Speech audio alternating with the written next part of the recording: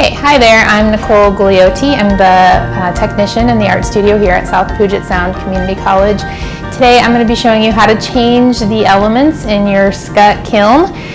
This should be pretty transferable to most kilns, but this is specifically a Skut 1027. It has a cone sitter, so I'll be showing you how to remove the cone sitter, and then it also has a wall-mounted computer. So that's the type of kiln we're working with. So the first thing that you're going to want to do is turn off the power to the kiln. In this case, we've got a breaker here, so I'm just going to move it to the off position. If you're at home, you may just need to unplug your kiln, but you just want to make sure there's no power going to the kiln. Okay, so here's the wall-mounted computer for this kiln, and as you can see, no input on the screen, just to double check that there's no power to the kiln.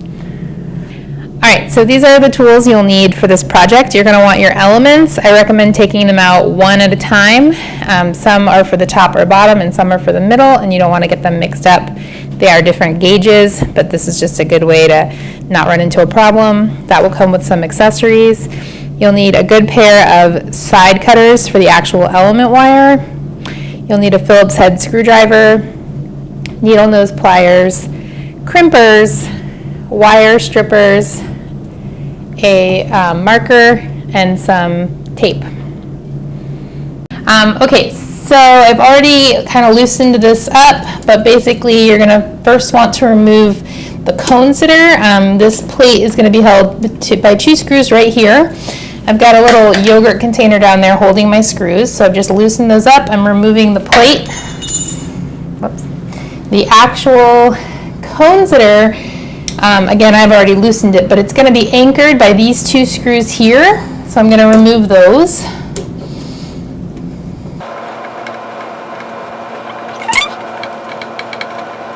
And so now your cone sitter is going to be loose from this part of the box. So now we're going to move over to the left side of the red box.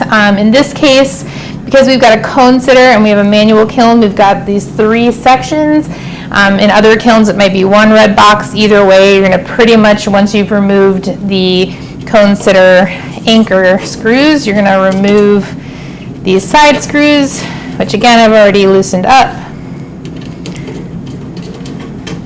And these red boxes are going to pop open.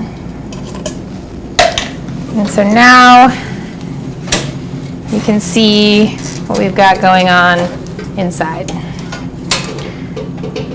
The next thing I'm going to do, I'm just looking around. This could use a good dusting, so I'll probably vacuum it before I close it back up. But we are going to be cutting here to remove the element which is inside of the kiln completely. And in order to just make my life easier, I've learned this from a few different sources. I'm going to tape, using some tape and a Sharpie, each one of these off and put a number on them so I know what order to reconnect them once I've got the elements in. And so basically, I'm just going to do 1, 2, 3, 4, and so on. And then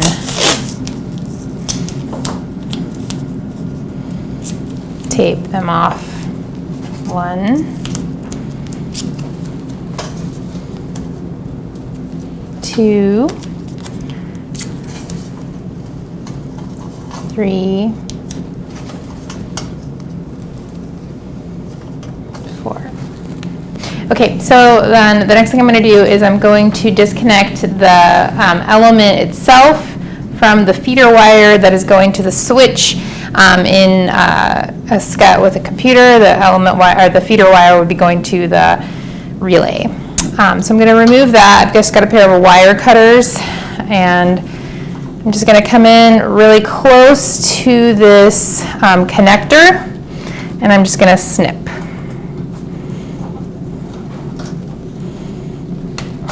There we go. All right, and so I'm just going to go down the way and snip them all. I've got them numbered, so I will be able to put them back in the right place when I'm done. So I'm just going to pull this thermocouple out and set it aside. So the next thing we're going to do is we're going to be removing these pins that are holding the elements in place, and I've got my yogurt container ready to catch those pins because I will need them later. So I'm just going to use some needle nose pliers, and being pretty careful to not nick the brick. I'm going to pull as many out. I'm going to pull as many out as I can get to. Now, if you've got an older kiln, like this is a super old kiln, you might find that the brick gets nicked. It's not the end of the world. Just try to avoid it.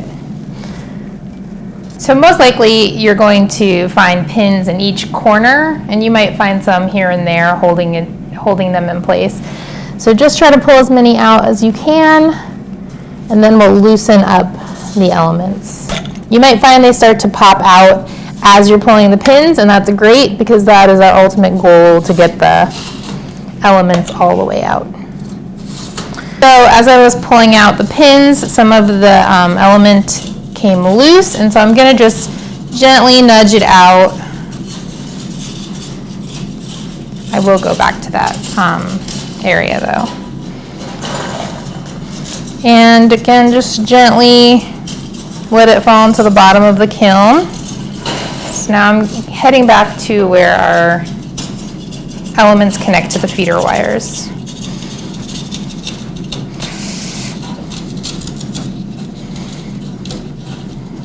This is where we cut off our feeder wire, and now that I'm loosening up the element, I'm going to just go in there and cut the element wire. Now the element wire is a lot thicker gauge than the feeder wire, so it's going to take a pretty good pair of wire cutters. And so we've removed the connector. This is trash now. And then these little porcelain insulators we're going to remove, and we're going to hold on to these as well. Just putting everything in my little yogurt cup. Okay, so we're just now going to carefully, gently remove this pigtail of the element. And we'll do this one as well. Okay, so now I've got the entire element out. You can throw this in the garbage, or you can reuse it. Sometimes I've seen people cut little pieces of the element wire and embed it in wadding or a little bit of clay to create homemade recycled stilts for firing things that are glazed on the bottom. But anyway, you're all good. So I've got all my elements here from Skut. I got these at our clay distributor, Clay Art Center in Tacoma. And as you can see, I've got 6 elements, and these 2 have a different color top, and that is because these are specifically rated to go in the top and the bottom of the kiln. So they're going to just like burn a little bit hotter, and therefore you want to make sure when you're pulling these out, getting yourself prepped, you don't mix up the middle elements from the top/bottom elements. So I'm going to pull one of these. So as you can see, these are specifically rated for the top or the bottom of the kiln. So since I'm doing the top element, I'm going to use one of these. You're going to have your elements. You're going to have your instructions, and you're going to have a little bag with extra element pins, an extra pair of the insulators, and then a couple of connectors, which we'll use to connect the element pigtails to the feeder wires. And then I want to show you when I open up this element. This is one reason why I really love Skut. The elements are pre-crimped, which means they're going to fit into this kiln, into each corner, really easily. And so there's not a lot of guesswork on my part, which I really appreciate. So we're going to cut this end off of the pigtail so that we can feed it through. We will trim the pigtail later, but for now I like to just cut the very end off so that I've got plenty of pigtail to work with when I'm connecting it to the feeder wire. So we're just going to snip this end off. The kiln, it's going to kind of unravel. That's okay, I've got my 2 pigtail ends, and as you can see, one has a crimp after a short bit and one has a crimp after a long bit. That's how we can kind of figure out which one it fits in. The top one is going to be the long bit, and this bottom one, as you can see, is going to be the short bit. You can really start with either. Sometimes I just start based on which is easier to access. I'm going to go ahead and start with the bottom one. Okay, so I'm going to go ahead and feed that through.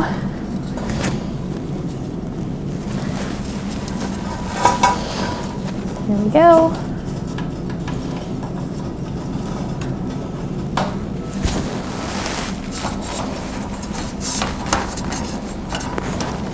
Okay, and once I've got it through, go ahead and put my insulator on. I'm going to use one of the new insulators. It's great to keep a couple of old ones around because you never know, one might fall down while you're changing elements and break. It's good to have an extra. But basically this is protecting the element pigtail from touching the metal kiln. If this were to come loose or wasn't there, this would create an arc and would probably short out your kiln. So. All right, so now we're going to go back inside the kiln.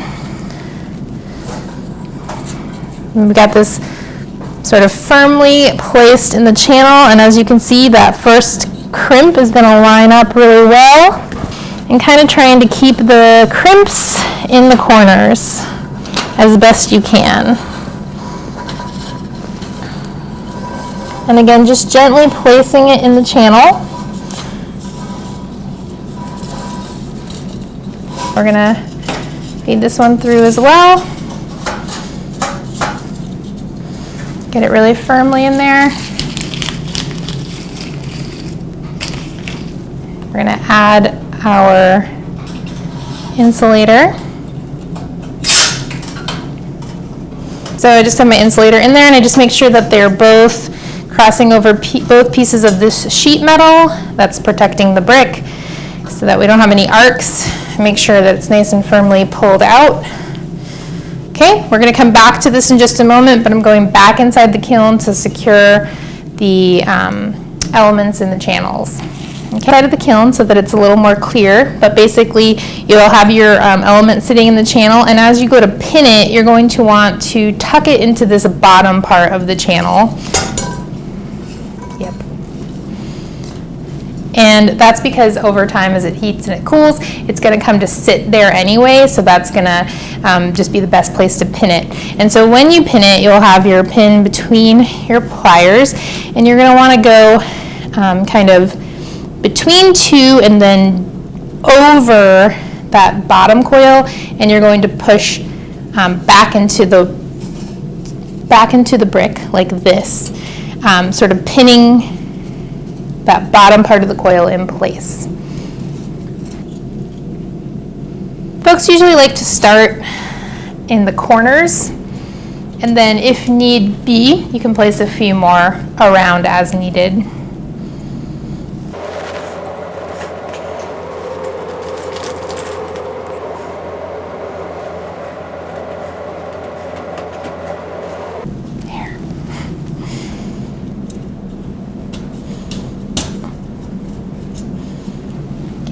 You can make your way around each corner.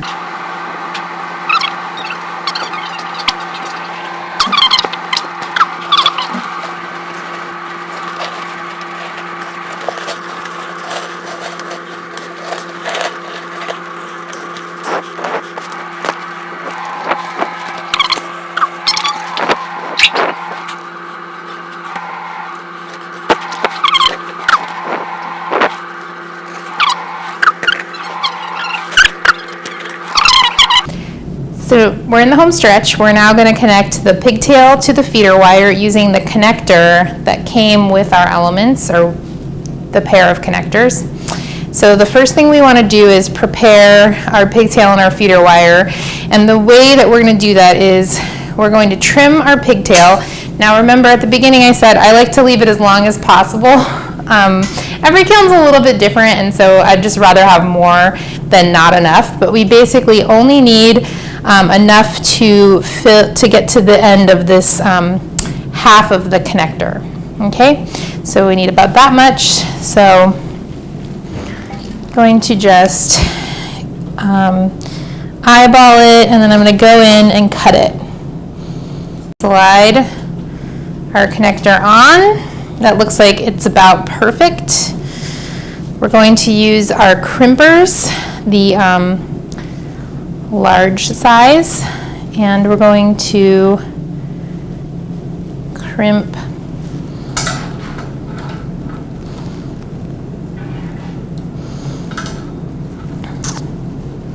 We're going to crimp with the open part, so the top part in the, in the little arc, and then the little crimper will come up on the bottom.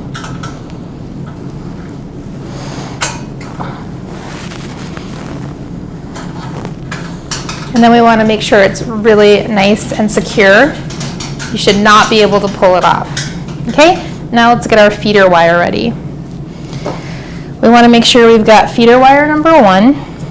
And we're going to strip this about the same amount as the pigtail, as we trimmed the pigtail. So we're going to use our wire strippers.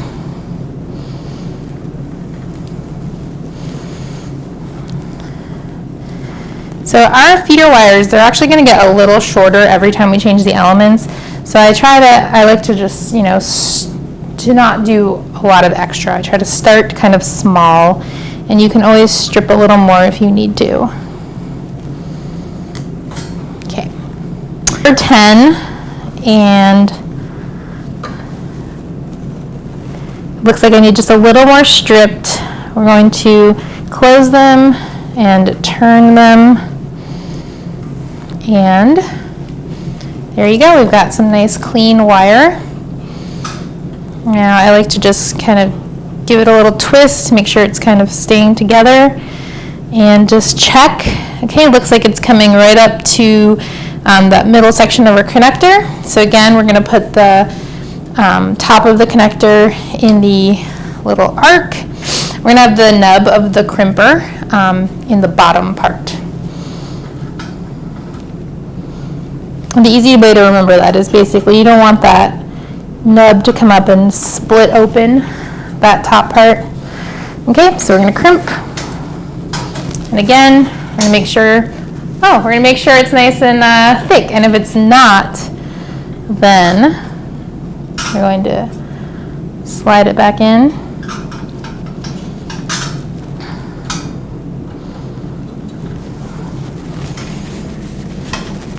And we're going to crimp harder.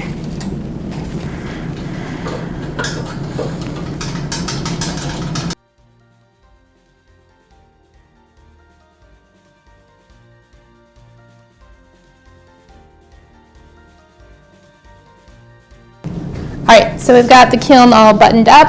Now I'm going to vacuum out the bottom, and then most importantly I'm going to vacuum along the element channels to make sure any debris that got knocked loose as we were installing comes out, because that can decrease the life of the elements. So I'm going to do that now.